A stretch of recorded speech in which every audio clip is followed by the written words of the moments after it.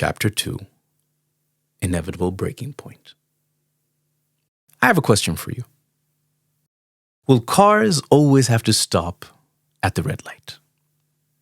Or let's be more specific. Drivers. Yes, will drivers of all types of cars always have to stop at a red light? Probably.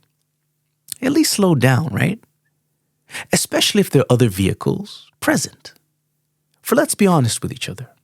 There are certain concepts that we all tend to practice and live by. Stopping at a red light is one of them. Good drivers calculate when to step off the gas pedal, while great drivers anticipate when the lights will switch, making real-time adjustments in microscopic detail.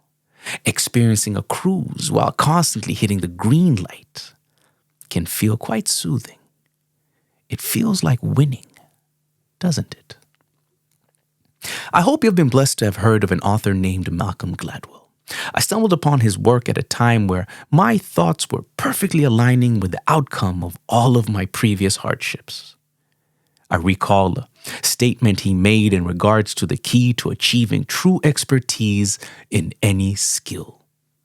It was simply a matter of practicing, albeit in the correct way, for at least 10,000 hours.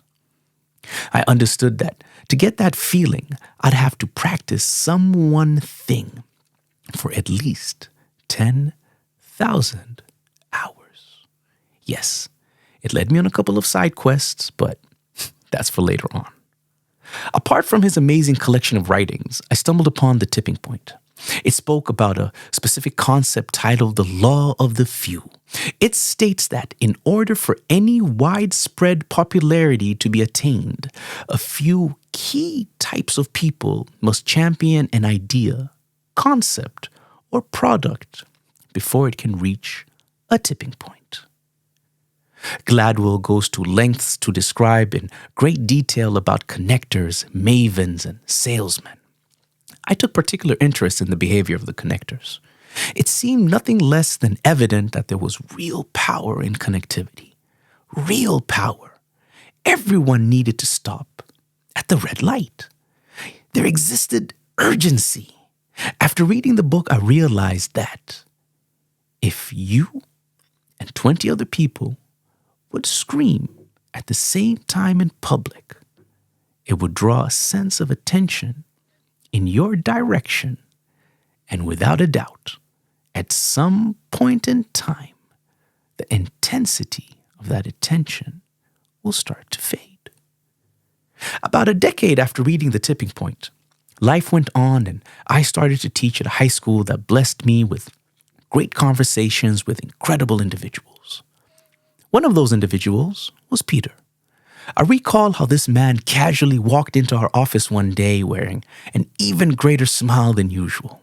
He was slightly thrilled, but more excited than anything else. He told me about the INEOS 159 challenge and how the Olympic gold medalist Eliud Kipchoge broke a record like no other had previously done. We laughed about the absurdity of fitness and how vital it was for everyone to practice the art forms of discipline and grit. I recall two distinct thoughts from that very conversation. The first was how amazing the human body must be in order to run at its top speed for that long, while the second thought started such an internal echo in my mind that it was the original title for this book. 1 hour, 57 minutes was the result of what would humanly be possible for a person to run 42 kilometers. I couldn't believe it. I also couldn't believe that other humans had managed to calculate an inevitable breaking point. A moment where you can experience a stoppage of time in a slightly different manner, all needed for a marathon. I had no business trying to run a marathon, but I was slowly seeing how applying a methodology to identify an inevitable breaking point in real-life situations reminded me of how we all hope that anyone driving next to you would consciously stop at a red light. Imagine this as a concept, a first stepping stone before you take any action within a situation. No matter how you might feel or understand a situation, there is always a certain inevitable breaking point present. It's what changes the mood in an elevator. The difference between an uncomfortable situation from a very pleasant one is one thought away. Like in a movie scene, you go from a situation into a completely different one. Even though there was some sense of connectivity, at some point in time, a smile will stop being a smile. Funny how life has its own equations.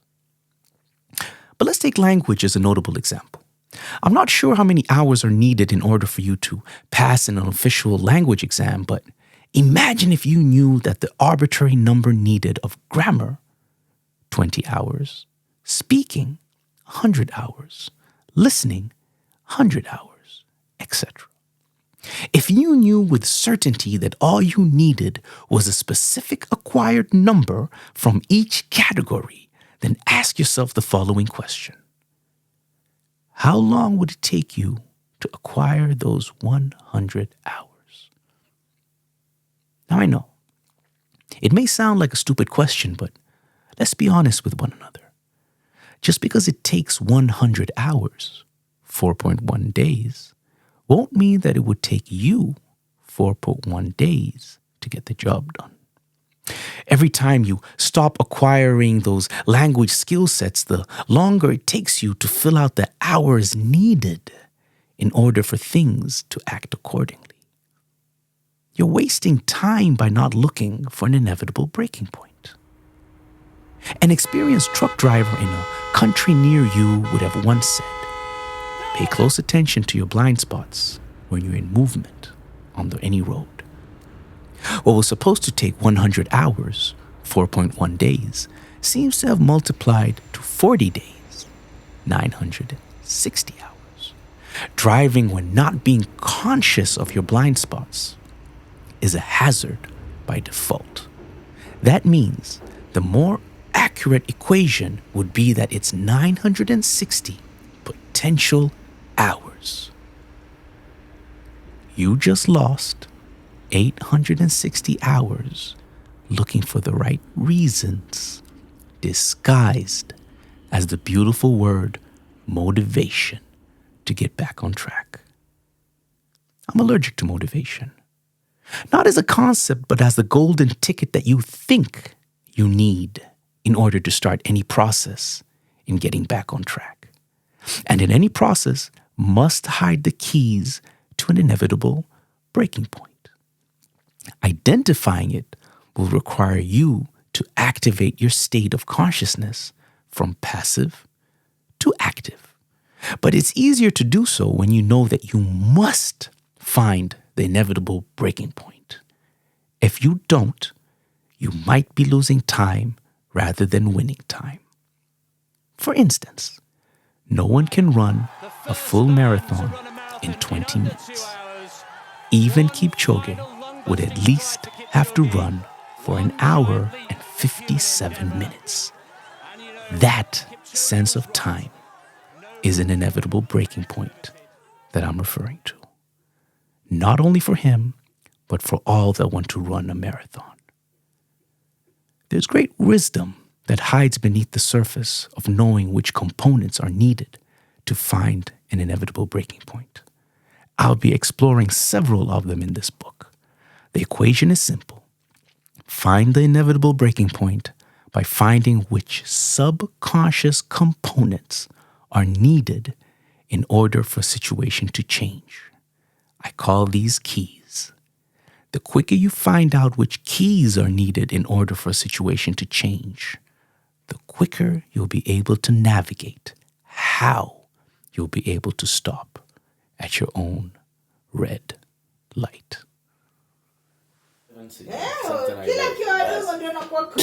It is what it is. Kwa sababu wakiwa wakuu wakianza kuwa wakubwa wanaanza kuhisi. Lakini wakiwa wadogo they are very very cruel. Wanaweza mtoto akamwambia mwenzie kitu Si mamako yule unamuita mama, sio mamako. Mamako kafa. It's true. Ndio, mamako sasa hivi.